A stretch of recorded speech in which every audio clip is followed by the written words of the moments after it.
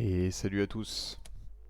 Salut à tous, salut à tous. On se retrouve pour une nouvelle petite vidéo où je vais débriefer le dernier AWOL que j'ai fait, où je finis 13ème en 5-1 avec Gulrang évidemment. Et on va aussi parler du coup des derniers tournois qui ont eu lieu. Le moment où je tourne cette vidéo du coup c'est mercredi, donc c'est 2 jours après l'AWOL. Et hier le mardi à Bordeaux on a notre hebdo où on a globalement la plupart des membres de la team bébé qui se rejoignent pour jouer. Donc voilà, on va passer rapidement en revue les decks qui ont été joués. Ne faites pas attention à ce deck Ordis, Trace Must Fall. On est en train de cook des trucs.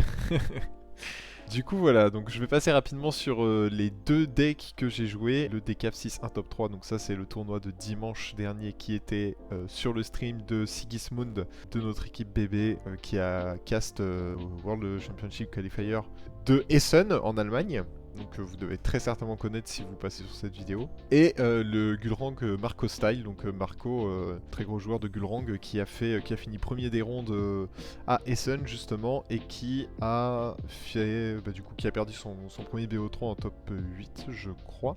Donc du coup qui finit premier des 5-8 parce qu'il finit premier des rondes de mémoire, donc voilà.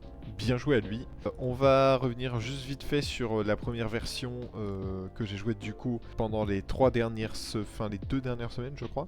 Et donc j'ai joué au Décaféiné, un bar à jeux à Bordeaux qui fait des tournois réguliers. Et donc j'ai joué cette liste, c'était dimanche, et j'ai fait premier des rondes 5-0, gagné mon match en top 8 et perdu mon match de top 4. Donc gagné mon quart, perdu ma demi, ce sera plus simple d'expliquer comme ça. Où j'affronte dans l'ordre, pendant les rondes, Kojo, Fen, Sigismar, Hatsadi et Lindiway. Et en quart de finale j'affronte Sigismar, et en demi-finale j'affronte Kojo. Donc je perds contre Kojo en demi-finale. Et le reste c'est plutôt bien passé. La seule game qui était assez compliquée, j'ai trouvé... Enfin non, il y avait 2 games qui étaient assez compliquées, mais en général c'est les match-ups qui sont les plus tendus. C'était le premier match contre Kojo et le match contre Hatsadi qui s'est joué au tie-break globalement. Donc voilà, c'est une liste assez basique avec juste les 2 commis qui sont entre guillemets des cartes tech que j'avais rentrées pour les Trace et les Fen, mais du coup je n'ai croisé que une seule Fen pendant la ronde. Alors pour le coup les commis contre la Fen, en plus c'était une Fen qui jouait Tech-Lab, donc ça a été absolument incroyable. À elles seules les commis elles ont fait beaucoup trop de taf. Et sinon rien d'extraordinaire. On a les Templiers, les Espionnes, 2 procuratrices de Légat, les conscriptions, les entraînements esprit d'équipe, les sauts de conjuration, les renforts et les licences en x3 qui me semblent des cartes qui ne peuvent pas trop bouger, à part peut-être conscription et entraînement à l'esprit d'équipe qui peuvent passer à 2. J'ai fait une tentative de armurerie rare que j'avais rentré précédemment dans des decks où j'avais des bons résultats. Testament, armurerie mobile rare, enfin plutôt armurerie mobile rare d'un côté. L'adversaire va pas jouer en face parce qu'il se dit ça va désactiver les Messecteds, ça va désactiver les renforts, et de pouvoir mettre le testament et de piocher 2. En fait ça revient à un équivalent de saut si tu l'as pas en main de départ, si tu pioches 2 cartes. Et puis même plus tard, le testament est très bon dans une Légat ou dans une procuratrice, donc voilà, c'était des très bonnes cartes. Donc rien d'exceptionnel. Les cris de ralliement qui sont là pour faire des après-vous, que pour le coup j'ai trouvé bien, mais quand on n'a pas beaucoup de pioches dans une partie et qu'on les draw, on a un peu le seum et ça nous met un peu dans la merde si on pioche rien de bien à côté. Donc on est un peu obligé de les garder, mais c'est pas terrible. Donc c'est pour ça qu'ils sont sortis dans ma liste d'après. Et du coup on arrive sur la liste Gulrang Marco Style, que j'ai appelé comme ça parce que c'est évidemment une liste qui est extrêmement proche de ce que Marco avait construit. Et quand je suis revenu un peu en arrière, comme vous pouvez le voir, je vais vous montrer un peu la liste des decks que j'ai fait. J'en ai supprimé pas mal. Avant la V1.5, j'avais la 1.3, j'avais aussi la 1.4 et ça allait vraiment jusqu'à 1.0. Et la liste de Marco se rapproche énormément des premières listes que j'avais testées. Je crois que c'était la 1.2, on était à une carte près je crois. Mais on est vraiment très très proche de sa liste qu'il a joué à Essen. Vous pouvez la retrouver sur 39 cartes évidemment.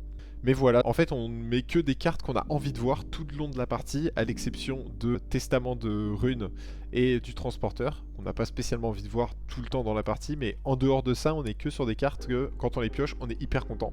C'est relativement rare que le deck brique. En tout cas, on fait tout pour quoi. Le testament, j'en ai un seul dans le deck, je me tâte à en passer 2 parce que pour le coup, le tournoi d'hier, notre hebdo à Bordeaux, je fais 4-0. Et les 2 fois où je vois le testament, je le garde en main parce qu'il est incroyable. Mais je sais que c'est pas tout le temps le cas et j'ai l'impression que passer à 2 ça va me faire regretter le fait de le passer à 2. Donc il faudra que je teste sur BGA avant de faire ça sur des tournois physiques importants. Mais en tout cas cette liste tourne hyper bien, on a de la draw presque tout le temps. Je crois qu'il y a une seule partie où vraiment j'arrive à 3 cartes en main, ce qui est relativement rare. Donc voilà. Cette liste extrêmement bien. Donc c'est la liste que j'ai jouée pour le AWOL. Donc le AWOL où je finis comme je disais en 5-1. Je fais une vidéo récap pour l'AWOL, mais dans la description de la vidéo, vous retrouverez le lien vers une playlist qui est en non répertorié où il y a mes matchs entiers séparés par vidéo. Donc vous aurez le match 1, ce sera une vidéo, le match 2, ce sera une autre vidéo. Et c'est une vidéo de moi qui fait le match et qui commente tout ce qui se passe pendant la partie en direct. Donc c'est pas un commentaire que j'ai rajouté par-dessus, c'est vraiment pendant que je joue, mes réflexions, pourquoi je choisis ce play, pourquoi je joue ça dans tel sens, etc. C'est des vidéos que je trouve intéressantes parce qu'il y en a pas mal de personnes qui jouent leur partie et qui font des commentaires après sur pourquoi ils ont fait tel choix. Moi je préfère justement voir les personnes en direct faire leur choix et du coup j'avais envie de faire la chose un peu différemment et de pas découper ça en match-up, etc. Donc vous allez pouvoir voir les différents match-up que j'ai affrontés et s'il y a des match-up en particulier que vous voulez voir, ben, vous avez juste à cliquer sur la vidéo, ouvrir la vidéo et basta, faut regarder le match-up et les réflexions que j'ai eues, les sorties, etc.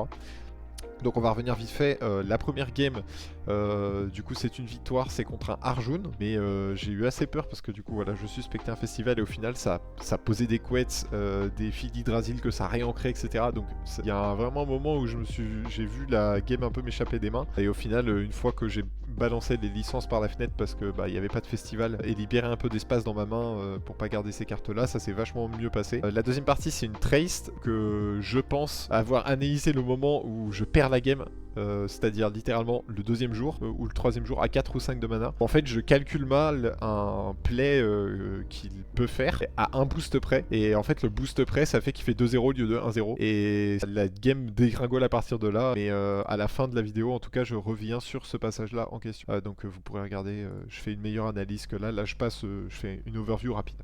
Du coup le match numéro 3 c'était contre une Basira, à peu près le même discours que pour la première game de mémoire. La game m'échappe un petit peu des mains au milieu de partie, j'ai vraiment l'impression que ça va mal se passer et au final je pioche des dégâts et ce qui me permet de beaucoup saboter et ça se passe plutôt bien, je crois que c'est comme ça que ça s'est passé. La quatrième partie c'est contre une Nevenka Asashi de la team ATP, donc de Poitiers. La game, j'ai l'impression d'être dans le siège du chauffeur pendant quasiment toute la game. Malheureusement pour lui, il a eu un bug, littéralement. Il y a une de ses uniques qui pouvait plus rejouer de la réserve suite à une interaction un peu bizarre avec le pouvoir de Nevenka, etc. Donc malheureusement, il y a une de ses uniques un peu clés de son deck qui peut pas rejouer, donc c'est un peu, ça lui tue un peu sa partie. C'est vraiment pas de chance. La cinquième partie, c'est un Kojo. Là pour le coup, j'ai pas eu la sensation de trop perdre la game des mains, de sentir la game m'échapper des mains. Kojo, c'est un peu ça, il faut limiter la casse et quand on arrive à 8 de mana, il faut qu'on ait 6 ou 7 cartes en main et qu'on puisse dérouler la game. C'est un peu ce qui s'est passé. Et le dernier match contre Gravek, qui est un Sigismar, qui s'est également plutôt bien passé, honnêtement. J'ai pas eu l'impression d'être en difficulté ou quoi que ce soit. Il faut faire attention aux marchands de sable, c'est globalement, et les potentiels uniques qui endorment. C'est un peu les seuls decks, entre guillemets, qui nous font un peu peur, parce que s'il y a des token spitters, on a des entraînements à l'esprit d'équipe pour les remove, ce genre de choses. Et les Sigismar ont tendance à facilement s'épuiser par peur d'arriver après les 8 de mana, alors qu'il suffit de poser des procuratrices devant les murs de tokens et juste de piocher des cartes et justement avoir les mêmes armes que Gulrang en fin de partie pour le battre à son propre jeu. Du coup voilà, ça s'est plutôt bien passé. Je pense que je vais continuer de faire ce style de vidéo pour les prochains AWOL. J'essaierai d'y participer s'il n'y a pas de vidéo. C'est évidemment que j'ai pas pu ou voulu y participer parce que les AWOL, je trouve que mine de rien, ça prend beaucoup de temps, ça lock une soirée complète et des fois j'ai pas spécialement envie de jouer à Alter pendant une soirée complète, j'ai envie de faire d'autres choses. Donc voilà, donc si vous voyez les vidéos Pops mercredi ou jeudi, c'est très certainement des récaps d'AWOL. Et voilà, j'espère que ça vous a plu. N'hésitez pas à me faire des retours. Le lien du Discord du Monolith, donc qui est le Discord communautaire pour Ordis, sera dans la description. Si jamais vous voulez venir discuter de deck building pour n'importe quoi, les héros Ordis, les match-up, etc. Faire des retours. poser des questions, si vous cherchez des uniques, que ce soit à acheter ou à vous faire prêter. Voilà, n'hésitez pas à passer dessus et à venir discuter. Ce sera avec grand plaisir qu'on vous accueillera. Portez-vous bien et on se retrouve certainement pour le prochain AWOL ou pour une autre vidéo, s'il y en a une autre qui arrive entre temps. Voilà, tchuss, à la prochaine.